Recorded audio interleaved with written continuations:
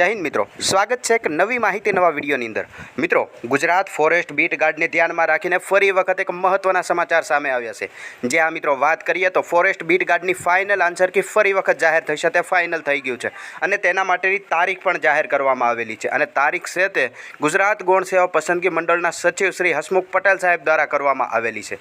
જે આ મિત્રો તદ ઉપરાંત વાત કરીએ કે ફોરેસ્ટનું પરિણામ ક્યારે આવશે અને નોર્મલાઇઝેશન સાથેના માર્ક પણ ક્યારે આવશે તેમને ધ્યાનમાં રાખીને પણ મહત્વની અપડેટ છે તે હસમુખ પટેલ સાહેબ દ્વારા આપવામાં આવેલી છે। આ તમામ વિગત છે તે વિડીયોની અંદર ખાસ જોવાની છે, માટે ખાસ કરીને વિડીયોને અંત સુધી અવશ્ય જુઓ અને હજુ સુધી ચેનલની અંદર નવા હોય તો ચેનલને સબસ્ક્રાઇબ જરૂરથી કરી લેજો અને બાજુમાં આવેલા બેલ આઇકનને પણ ઓન કરી દેજો, જેથી કરીને તદ્દન નવી માહિતી તમારા સુધી સૌથી પહેલાં પહોંચતી રહે।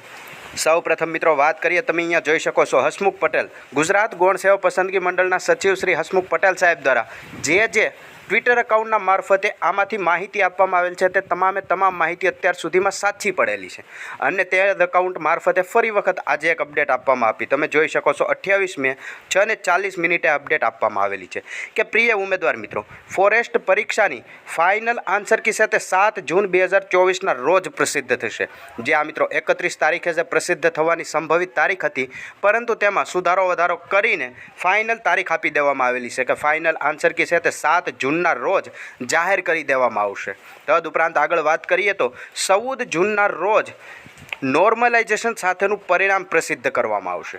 જ્યાં મિત્રો 7 જૂને ફાઇનલ આન્સર કી ડિક્લેર થઈ જશે અને ફાઇનલ આન્સર કીના લગભગ અઠવાડિયા બાદ એટલે કે 14 જૂનના દિવસે નોર્મલાઇઝેશન થશે અને નોર્મલાઇઝેશન સાથેનું પરિણામ એટલે કે ફોરેસ્ટ બીટ ગાર્ડનું પરિણામ પણ 14 જૂને જાહેર કરી દેવામાં આવશે, જેમની અંદર તમારા નોર્મલાઇઝેશન સાથેના માર્ક પણ ડિક્લેર કરવામાં આવશે અને ત્યારબાદ ગ્રાઉન્ડ માટે જે ઉમેદવાર મિત્રો સિલેક્ટ થશે તેમનું પણ લિસ્ટ ડિક્લેર કરવામાં આવશે અને ગ્રાઉન્ડ માટે સિલેક્ટ થયેલા તમામ ઉમેદવાર મિત્રોને ગ્રાઉન્ડ માટે બોલાવવામાં આવી શકે છે।